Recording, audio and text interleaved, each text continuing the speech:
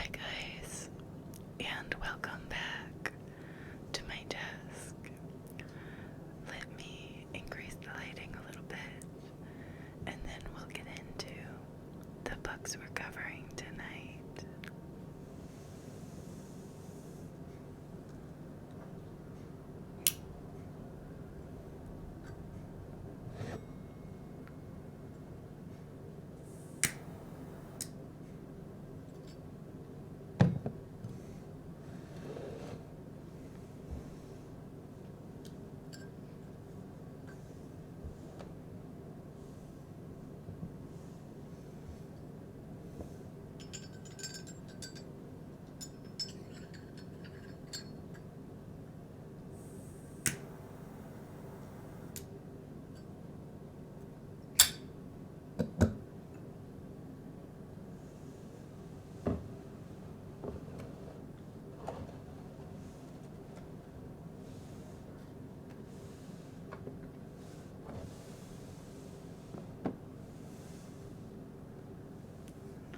I'm not exactly sure about my candle placement tonight because I'm at my other desk, not my usual review desk, and the blue wall is creating some weird lighting situation for me. So we'll just have to take a second and adjust and see how things look. Okay, I think that's the best I'm gonna get there. For now, we'll see how things progress. One thing I wanted to show you before I started the review tonight was way back when in my book haul part 2, I think, I had my color changing journal that I had received, which was damaged, and I just wanted to show you guys how they work. You might be able to see my handprints.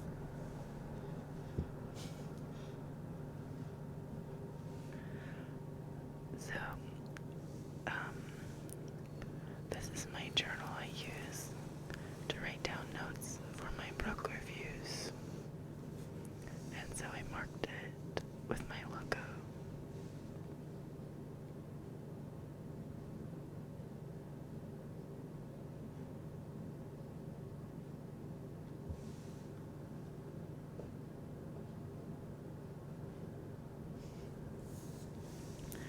Which you may have noticed in the corner of most of my videos. It's a book.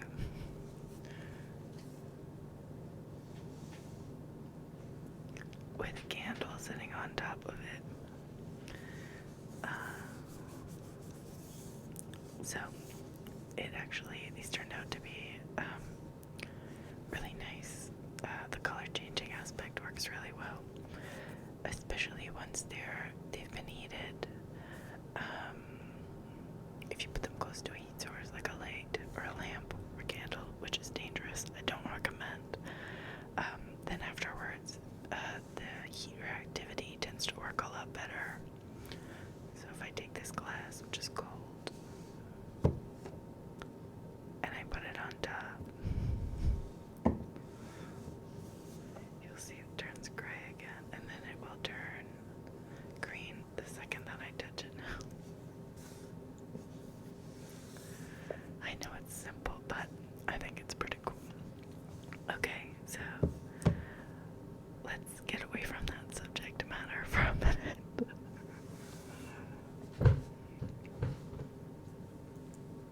Well, not for a minute, but for good. Tonight we're here to do some book reviews, which are a little bit overdue in this instance. We are doing books 43 and 44 of 100. Now, there's a reason these two are being done together, and that's because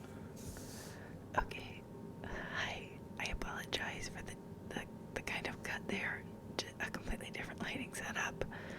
I had an issue with my dog barking, and also this candle keeps burning down really quick, and then the flame gets super high, so I just decided to put it out. So this is our lighting situation for now. I told you it could change. Okay, so we're here tonight to do books 43 and 44 of 100. Book 43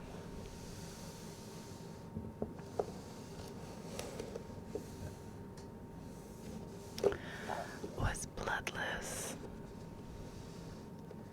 by Preston and Child.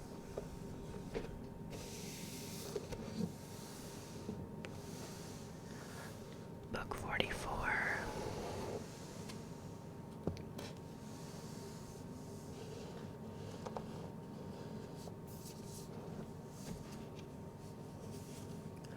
also by authors Preston and Child was The Cabinet of Dr. Leng.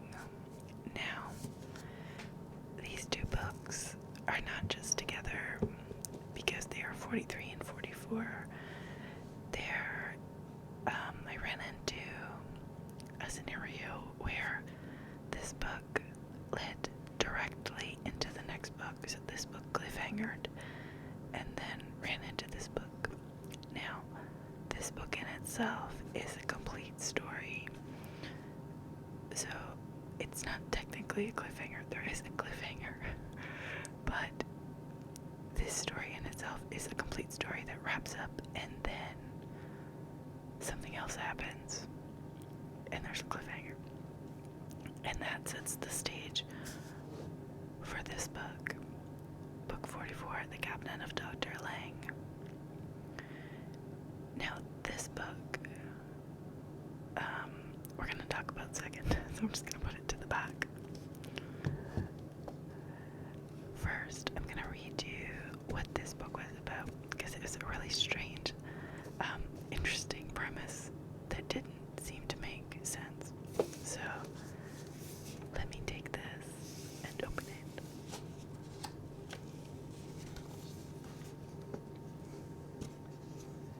And I'm going to read to you from the inside jacket here.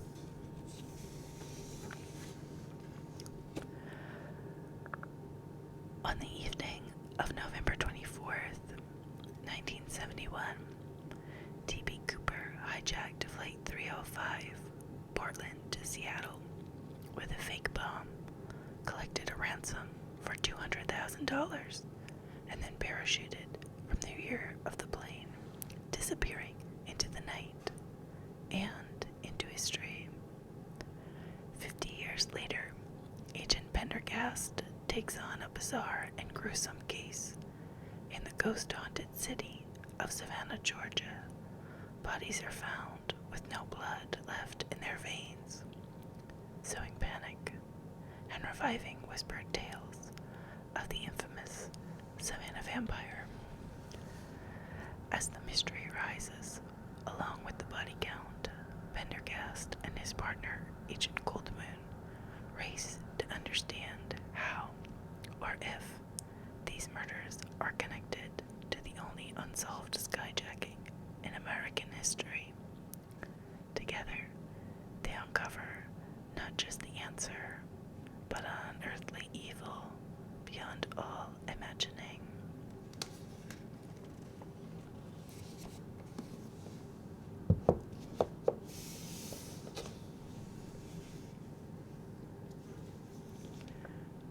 Sounds super bizarre, right? What could the D.B. Cooper hijacking, a famous mystery in American history, have to do with vampire-esque murders in Savannah, Georgia? It's a totally bizarre premise that at its face you're like, what the, what the heck? This doesn't make any sense. And let me tell you, you're probably not ever going to guess the relation or how they're connected or what the reveal at the end of this book this book was pretty good. It's not my favorite Pendergast novel that I've read so far. It's still good though. I think the aesthetics of this book are just great.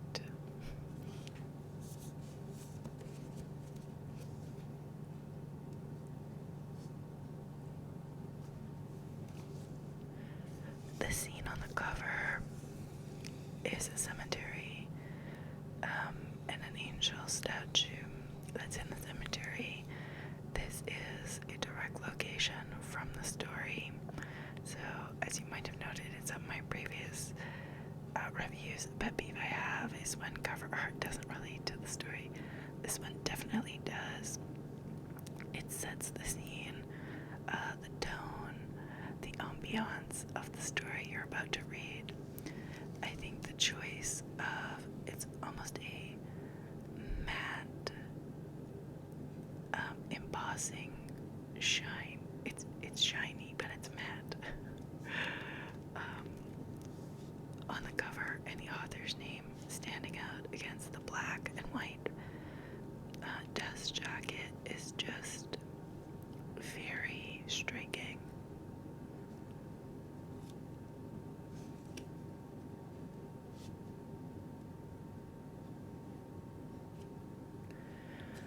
The color isn't coming through 100%, but this is blood red. The camera's picking it up a bit more orangey.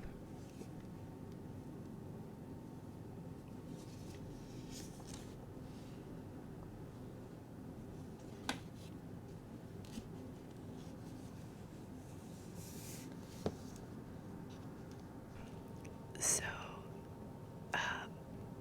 premise-wise, intriguing, visually intriguing, story-wise, unexpected and engaging, solid,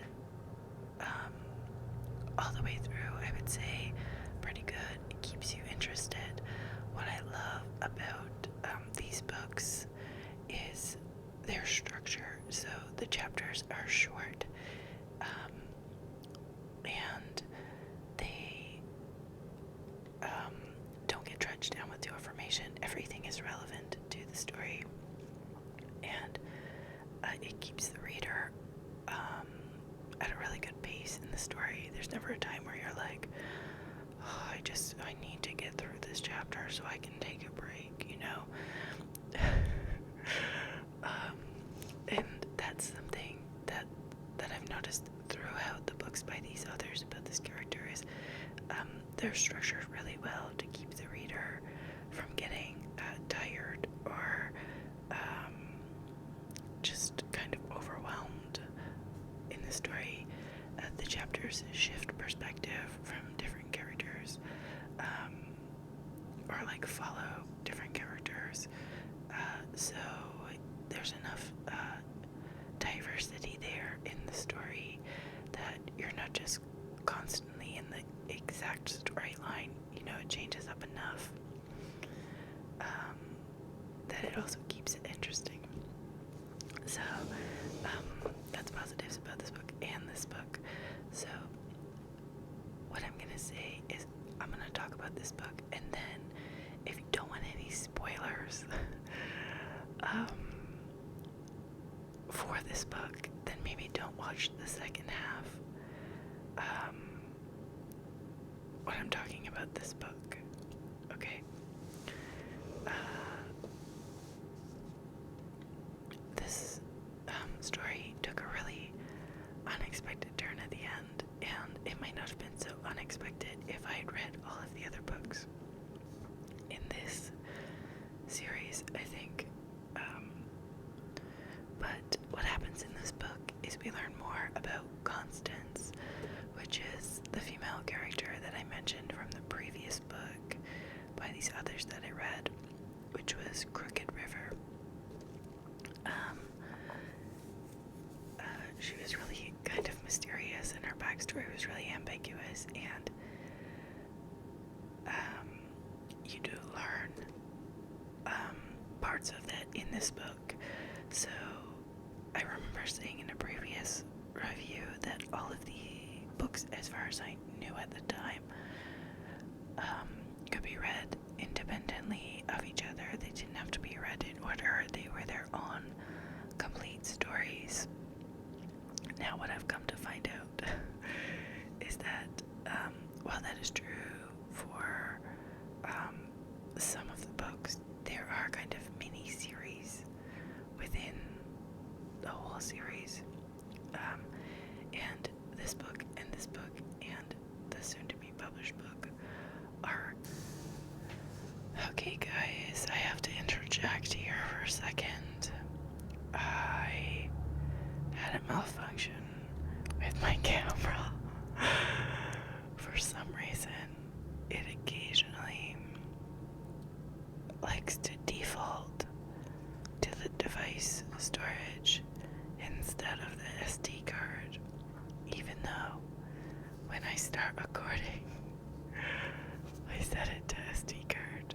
I don't know why that happens, but when I was done filming, I looked at my phone and it was like, oh, hey, your storage is full.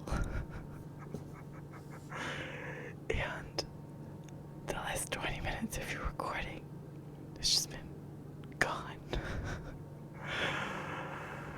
So, I've opted to not refilm because I have the audio on my mic, which is recorded on my computer. So I'm just gonna sit here and I'm gonna listen to it, and then I'm gonna film because I don't know what else to do, because I really liked everything that I said. I think it went really well. And now I'm just stuck. I either have to refilm half the video, or I have to have some kind of boring video to go with audio, and so I'm not really sure. We'll just see how it works out. I apologize. I've tried to film this video now. I think this is the 4th time, and every time something just goes fucking wrong. And instead of having a mini breakdown, I'm just gonna make the best of it. So, cheers. And we're gonna cut back to whatever I've worked out for this video.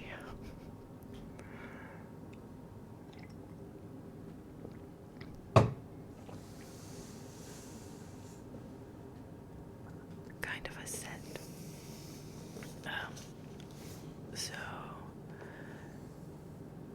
this book does contain slight spoilers for previous books in the series. Nothing that would ruin them, I would say. Maybe there are like tidbits to get you to want to read the other books in the story, in this series.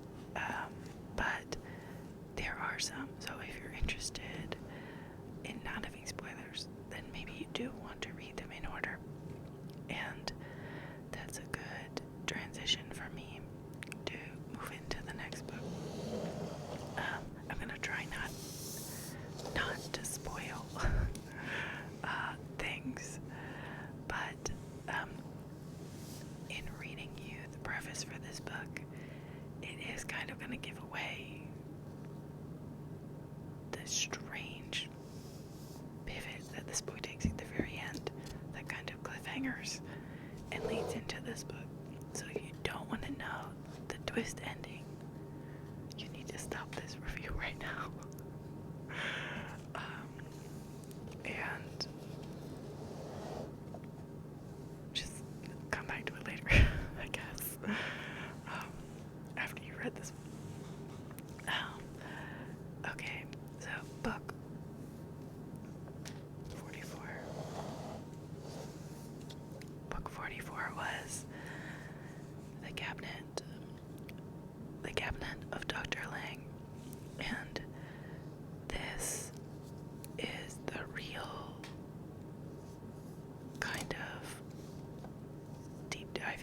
character of Constance.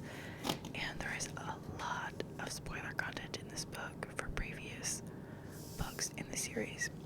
And not full-on spoilers. I mean, there is kind of a full-on spoiler for the third book in this series, which was called The Cabinet of Curiosities. And that is the origin of the character of Constance and the origin of the character of Dr. Leng within the series. Okay, so I'm going to read you what this book is about from the dust jacket. So again, if you don't want any spoilers, stop watching now.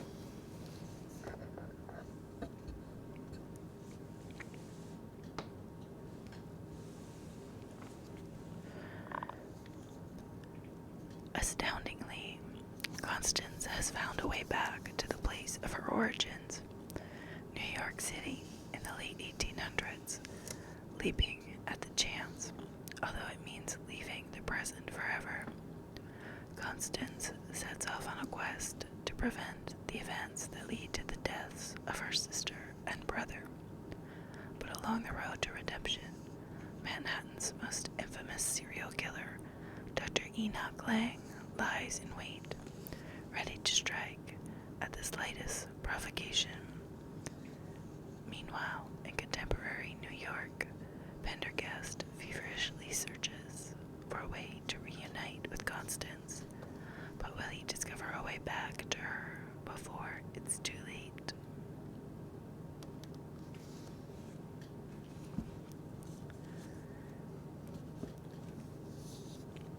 Okay, so you might hear that and have a lot of questions, or you might have no questions. So, this is your last official spoiler warning, if that wasn't a spoiler enough for you.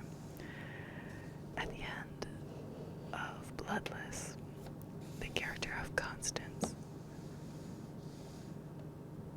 travels.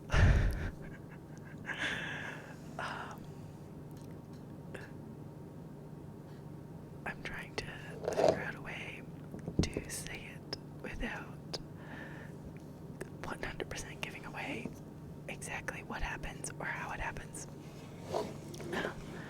But this just says she finds a way back to the place of her origins. That's the perfect way to put it. So her quest is to right wrongs that she's experienced in her life. And it's a great story. I will say, I wish I had read The Cabinet of Curiosities before reading this one. Because I think it will set a lot of context. And even before reading Bloodless, I wish I had read it. And maybe even before reading Crooked River. But you can read that one fine without any of the external context about the character of Constance. But what I discovered, which I didn't know when I started reading Crooked River, which sets the stage for Bloodless, which sets the stage for The Captain of Dr. Leng, is that this book and the next book in the series, which is coming out in August of this year, it's called Angel of Vengeance, is kind of part 4 of this story. So it's kind of a quadrilogy within the series, and you really can't. You can read them. You can read these two, and then the next one probably without reading the third book in the series. But I wouldn't recommend that, and I don't know who would. I'm trying to get my hands on it right now. You can buy it, but I've been trying to get it secondhand because it was published quite many years ago now, and I figured I'd be able to, and turns out it's actually pretty hard. So I might have to fork out the money, which is quite a bit, to buy it.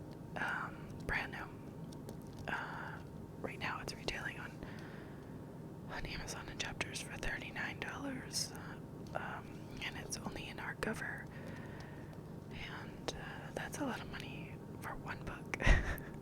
I like to bargain shop my books if I can. If I can't, I might just get it from the library and then pick it up later down the line when I have the chance. But definitely, even without having read it, would highly recommend reading that one before you tackle these, just because it would give you so much more context of the character and kind of the story and what's going on, because this book kind of spoils that book completely. It doesn't give you the whole story, obviously, but you're kind of given all this information in bits and pieces and chunks, and left to kind of piece the story together yourself, which isn't as good as if you had already the foundation, going in. I'm sure you know what I mean. But so I've got to read that book, and now I just want to read them all. And there's 22. And in total, I guess there will be 23 when Angel of Vengeance comes out.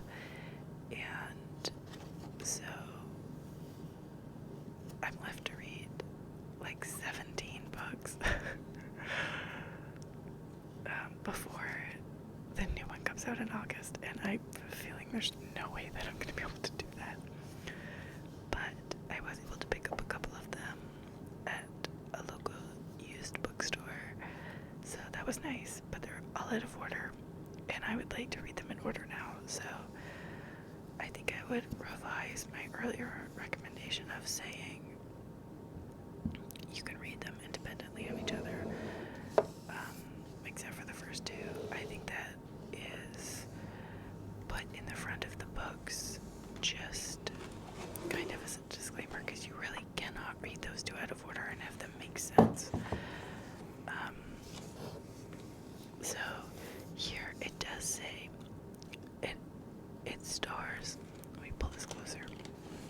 If you look down at the bottom here, there's a Helen trilogy and the Diogenes trilogy, and within here, which I didn't notice before when I was looking at them, and so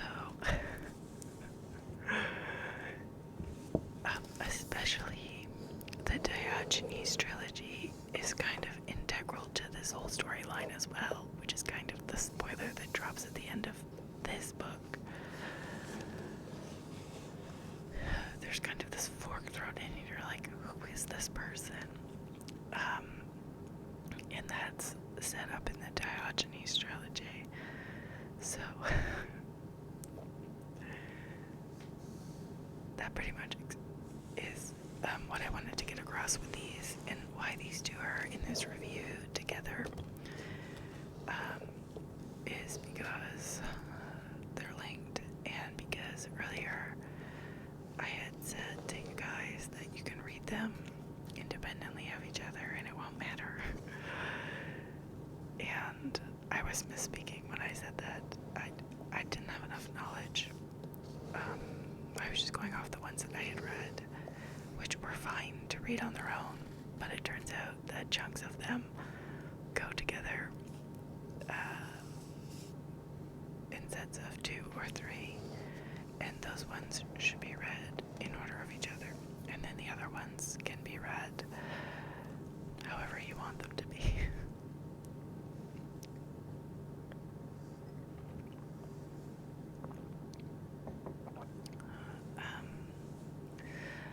So yeah, I don't know, this review's probably kind of been all over the place. That's my main message, though, I guess, is make sure when you're picking up a book that it's not part of a series in which you should read the books in order. Yeah, but outside of that, I would say this story is really interesting.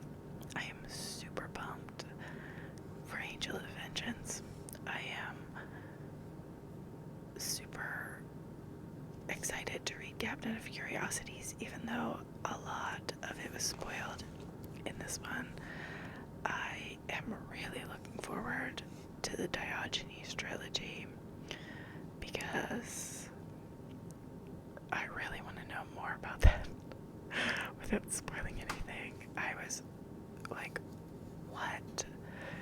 And yeah, so it's really, even though this has been a kind of out of place reading experience for me, sorry, my candle, I put this place guard under because I knew this candle was gonna run, and it ran off the place guard anyways. Really, really interesting story, really good writing, really good structure, really good pacing, and interesting ideas, different, unexpected storylines that I find really interesting. There's kind of a supernatural aspect that hovers over these stories. There's also somewhat of a sci-fi aspect that comes in that's not really expected based on the premise, the synopses, the art.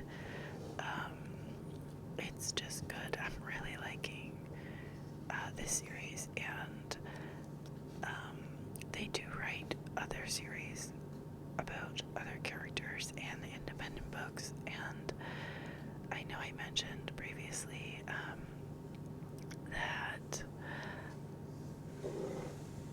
I haven't really been someone who's drawn to authors when I read a book, and that's something that's changing for me this year. You know, I read Our Last Echoes by, oh gosh, now I can't remember her name. Maybe it's in my book.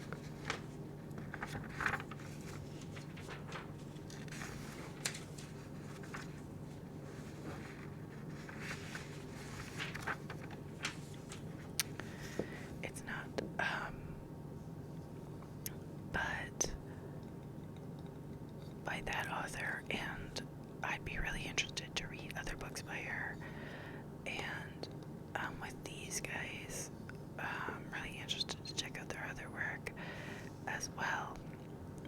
And yeah, and with the next review, which is coming up next, because I have finished book 45 as well. I'm just really behind with the reviews. I'd kind of be interested to see more by that author. So, you know, my horizons are expanding.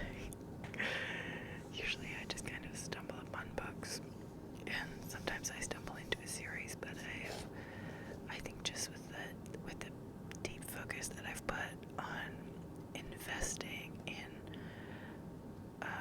the joy that I find in reading again this last year, is really kind of, I don't know, changing my perspective, I guess. Anyways, I hope I was able to tell you enough if you'd want to read, for you to decide if you'd want to read either of these books. If you want to check out this series, definitely start with the Captain of Curiosities, then Bloodless, then the Cabinet of Dr. Leng, and then the new one. Otherwise, if you'd like to check out other things by these authors, I would say give it a go, because so far I haven't been disappointed in any of them. You can take a look at Wicked River, you can take a look at Verses for the Dead. Those ones work very well independently of any of the other books in the series. Highly recommend the first two in the series, Relic and Reliquary. That introduced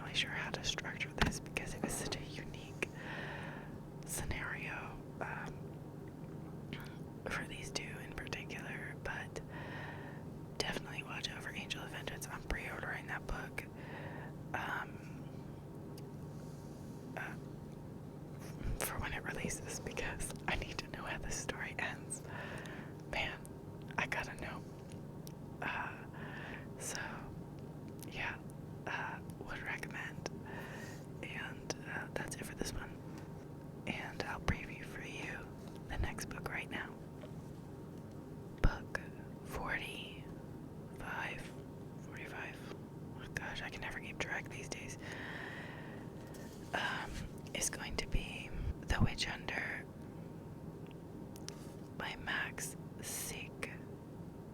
Seek. I'm not sure how you say it. It's a Scandinavian. So maybe pronounce it differently than how I am pronouncing it.